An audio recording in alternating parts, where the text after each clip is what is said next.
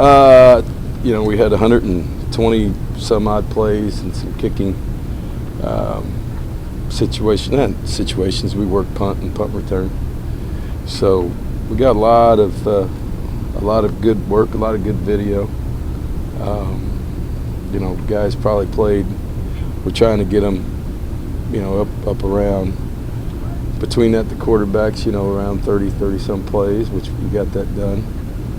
And a lot of the other players, you know, up in the 30s or 40s that hadn't played a bunch. Nobody really played over 50, trying to get them a half of football, basically. And we did that. And, you know, some good, some bad. You know, you got some guys that what you have is guys that can translate some practice situations onto a game situation, and you have some other guys that have trouble doing that. And what you have to evaluate as a coach is, you know, has that been a long-term problem, or is that something that a guy's getting better?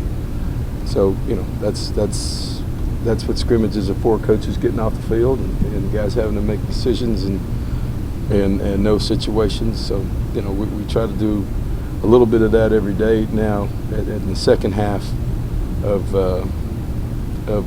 spring football. So, you know, just to get some of these guys that have not played used to situational football, because, you know, those types of things win or lose games. How's Cam Clear's role and development been this spring? It's been good. I mean, he's I think it started at the bowl game and has continued. I think his utilization during bowl practice has helped him, and you know, he had some success. He's always had some success blocking, but I think he had relative success in the bowl game, and that's continued, you know, through the spring. What are you seeing from the running backs? I'm seeing that we've got a couple guys nicked up, and you know, halfway through spring football, I think Trey Carson has been very, very solid. I think James White has progressed. Is probably a little bit further ahead than I thought he would be. You know, Brandon Williams was doing well, and Trey Williams. You know, they're all good backs. You know, it just depends on what you want to do. You know, so there's that competition will continue, and they know that. You know, it's good for all of them to have to compete for playing time, and that's what happens in real programs. Before he got nicked up, how was Trey coming along, Trey Williams, in terms of pass protection? How has he gotten better in that area, and the other guys? Well, you know, it's yeah, you're always going to have to get better. You know, Ben was really good and really steady, and so's Trey Carson, and you know, Trey got better last year. So, you know, this part of him missing is not helping his cause, because there's a lot of things you can see on video. There's a lot of things you can see on a diagram. But when they start moving around, sometimes they're not in the same place that they are on that video, and you're still responsible for them, and numbers change, guys change. And so, you know, that part is, you know, obviously every day that he misses doesn't help him. But like I said, all those guys have been good, and they're better than they were a year ago. I don't think we've asked you about Josh Reynolds yet. What have you seen from him coming in? Oh, I brought it up early. I think maybe the first week I think I brought his name up. How about since Pats? Huh? Yeah, he's been good. You know, he's got a real upside to him since he's got 3 years. A little bit like Darrell Walker in the fact that he's long, probably a little bit longer than Darrell, but he's got great ball skills, can run, and got real soft hands. You know, and the thing is, you got one more year with him. He has come on, you know, during spring football, and I would look for him to have, you know, this summer's going to be big for him. You know, he was pretty slight in junior college, like Darrell was when he first got here, and now, you know, he's gained 7 or 8 pounds, and you know, the strength and conditioning, the nutrition center's really helped him, and this summer's going to be big for him to carry that weight and continue his progress and learning what we're doing, but also being physical and being the kind of guy we need. He's got a real chance to help us next fall. What kind of progress have you seen from your veteran defensive end, Stansbury, Obioha, the Taylors? Obioha's been good. He hadn't had any problems with that back, which has been great for us. Stansbury, we know what he can do. We just want him to be completely healthy, which has given the Taylors a lot of reps because we don't know what they can do. They haven't been put in those positions to have to play a bunch of snaps and be counted on. So, Gavin has proven to us that what he can do on Saturdays when he's healthy. When he's not healthy, it's a different guy. So we want to make sure he's healthy for the fall. And then, he was in and out of a boot half the year last year. So we want to make sure he's healthy, but that puts some of the onus on the Taylors to kind of show us what they can do and get them going, because we've got two other DNs in the program that have shown what they can do, and Jay Arnold and Dede, and they're getting healthy. They're out running, now. And then the guys we recruited obviously are guys that we expect to come in here and compete to play. So, in our way of thinking, just to answer your question, I think it's time for the Taylors to show what they can do, and we're giving them every opportunity to do that right now. All the national attention that's going to be on this place on Thursday, how big is something like that for your program? It's big, but I would say we're used to it. I mean, it's been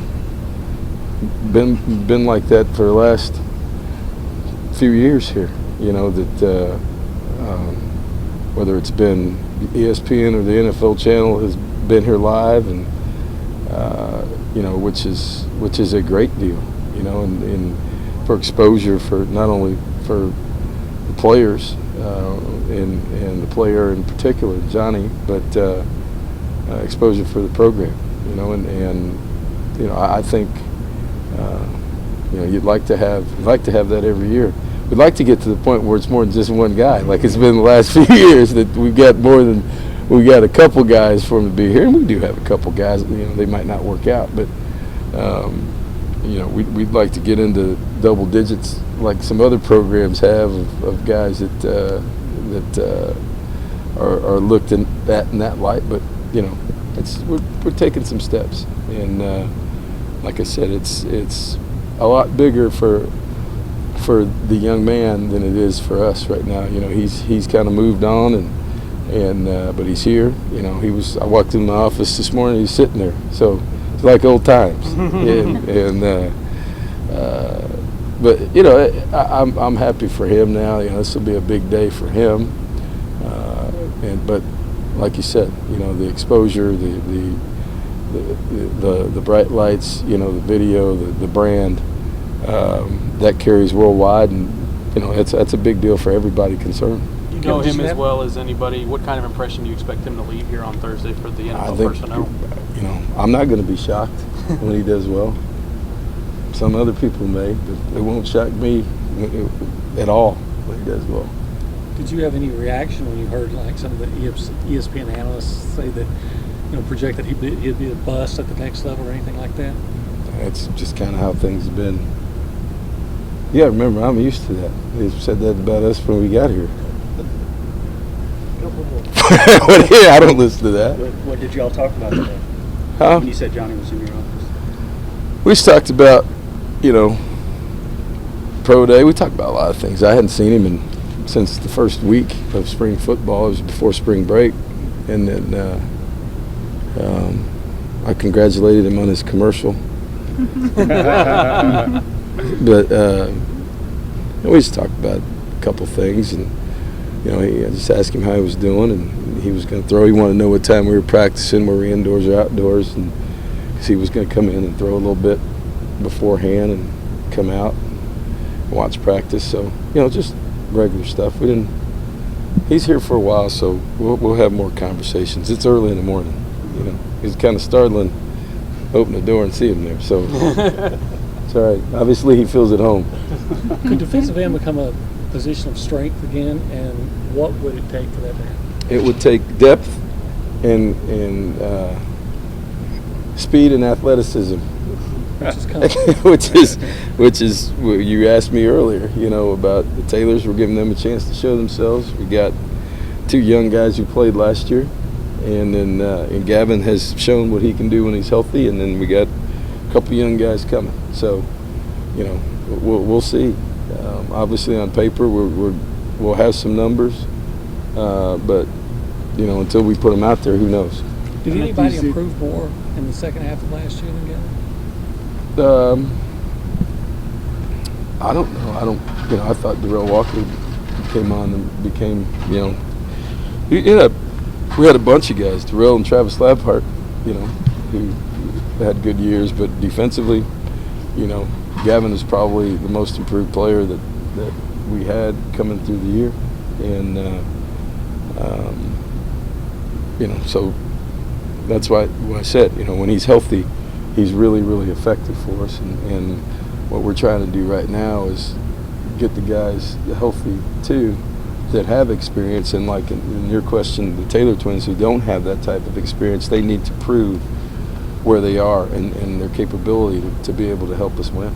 With a few live performances in front of you, quarterback battle, what have you gained from that, or insight that you? It's going really good. That's a good one to end on. They're all out there, and you know, they're doing good. All right. Nice coach.